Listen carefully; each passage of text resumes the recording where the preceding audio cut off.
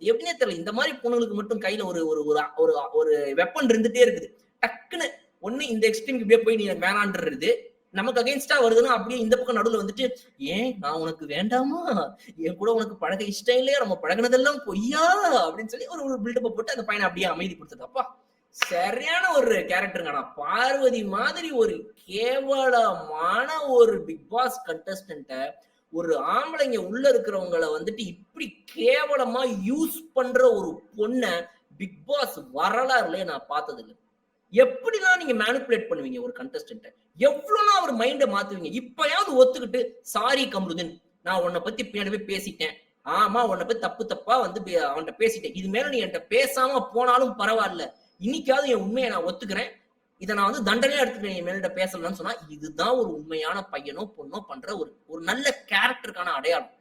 இப்பவும் போய் அவனை மேனிபுலேட் பண்ணி அந்த கேம் ஆட வந்த அந்த கண்டஸ்டன்ட்ட இமோஷனலா அட்டாக் பண்ணி நீ என் மேல நீ கன்சர்ன்டா இல்லையா, ஒன்ன அளவுக்கு நானும் பாதிக்கப்பட்டிருக்கிறேன் அப்படி நீங்க இங்க ஒரு விக்டிம் கார்டு ஆட ட்ரை பண்ணி எவ்வளவு அழகா மேனிபுலேட் பண்றாங்க இவங்க. ஐயோ, இந்த மாதிரி ஒரு பொண்ணு, இவ்வளவு கேவலமான ஒரு பொண்ணு நான் பார்த்ததே இல்லைங்க இந்த மாதிரி டிவி ஹிஸ்டரியில. மோசம்.